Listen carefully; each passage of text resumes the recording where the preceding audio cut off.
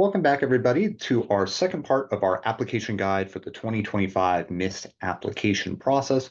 And we will work through in this video the first quadrant, the personal information quadrant. Now, I find that this is actually relatively easy to work through if you've really filled out your profile in good detail, but I'll still walk you through it just for the sake of doing so. So firstly, you're going to go ahead and you're going to see all of the sections here after you've clicked on this of what you need to complete. The first one's very easy. You're basically just going to agree that we can contact you and that ultimately you're kind of okay with everything that you put in this application.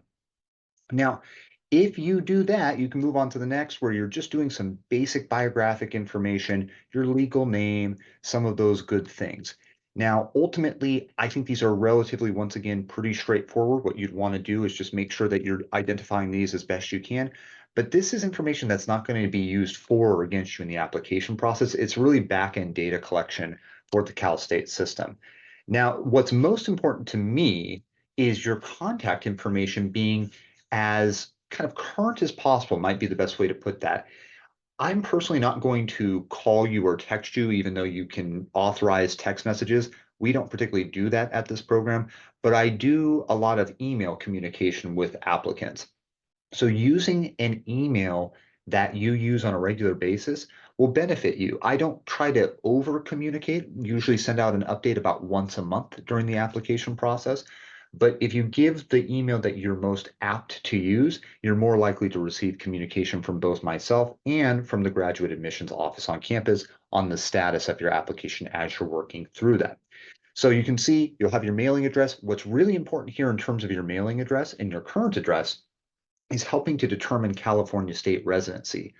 If you are someone who's living outside of the state of California and you're kind of west of the Dakotas, then you could go through what's known the Western Regional Graduate Program, and it essentially allows you to attend the program as if you're based here in California in terms of tuition costs. So it's really important that you're using an accurate current address and an accurate permanent address because ultimately that's what's going to be used to differentiate between what your tuition costs are either as an in-state student or as an out-of-state student. Okay, so once again, pretty straightforward here. You go ahead and fill these out based on your current address, current phone number, and current email address. Now, once again, citizen residency information is probably most important for two reasons in this application. Firstly, if you are a US citizen, you can just kind of take the program irregardless of where you're located in the country.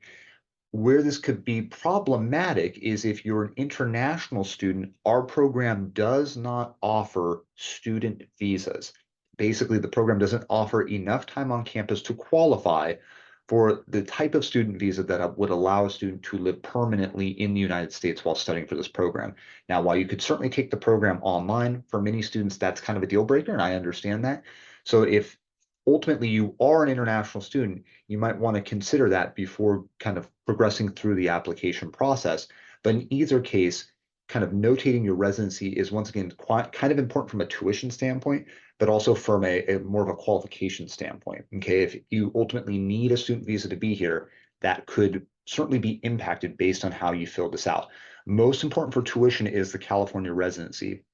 If you qualify for what a California resident is, which typically is, a length of time living in the state, working in the state for X amount of time, things of that nature, then you'll want to click yes. Otherwise, the system is going to default to being an out-of-state applicant. And while we can fix that, it's just going to create an unnecessary headache for you in the near future.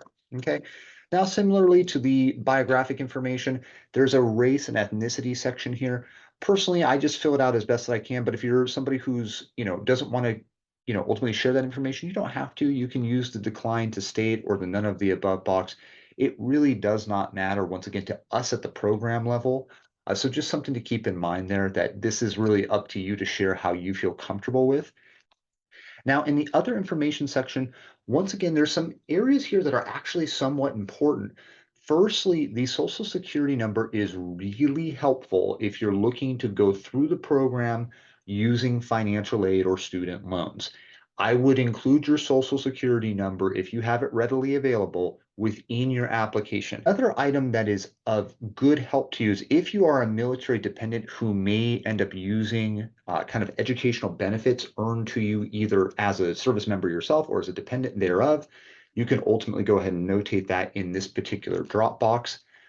Then what's really important to us at the program level is the academic standing and the academic infractions and conduct.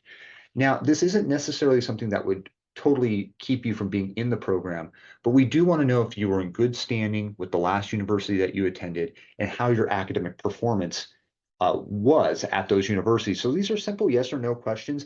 If you select yes in this and you notate that you've been disciplined or that you've been academically disqualified, so on and so forth here, you'll be given a Dropbox to explain your situation. In some cases, people were academically disqualified because of a health situation that impacted their studies. That's absolutely a great time to notate that here in this Dropbox, so that ultimately something that was really outside of your control could then negatively impact future applications, and we wouldn't want that for you. So as long as you can give us a good understanding in a narrative form of what happened, we can then work with you, kind of to continue through that process in your application. Okay.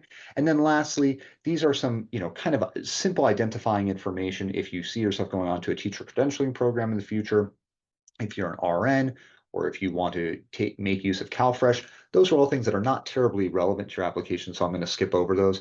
And then lastly, this is kind of helpful for us, is how did you hear about us at the program level using this Cal State Applied Dropbox, whether it was a friend, from a magazine, whatever that might be. It's just helpful for us as a program to know where our students are coming from. Okay, and then lastly, you'll want to fill out your financial and parental information. For most of you, this is just going to be kind of notating things that may be of benefit to you in terms of determining financial aid and things of that nature. This is really, to be fair, this is most relevant to undergraduate students, so it's not terribly relevant to you all as graduate applicants. But in any case, you can work through this. If none of the statements above apply to you, go ahead and select that option. If some do, then you can go ahead and click this, and then ultimately you'll be able to notate there kind of what information you need to provide, such as, household size and number of dependents living with you. This might be the most relevant to our applicants, but once again, it's very much so a case-by-case basis, so I'm not going to belabor the point there. Okay. Lastly, you would go ahead and provide the income information if there were things that were relevant to you there, and then also your parents' educational level. And once you've completed all of that, you would then have the first quadrant completed. So by and large, what's most important in this quadrant is making sure that your contact information is as up to date as possible, that you're providing your social security number should you want to make use of financial aid on campus, and that ultimately you're just providing information relevant to you to the Cal State University. Once again, not going to be used to benefit you or to harm you in any way whatsoever within the application process. So the first quadrant's quite easy in my opinion, but there are just some little things you'll want to be careful to read through and make sure that you're providing as detailed information as possible. So with that being said, we'll move into the second quadrant of the application, the academic history quadrant, in the next video. Take care.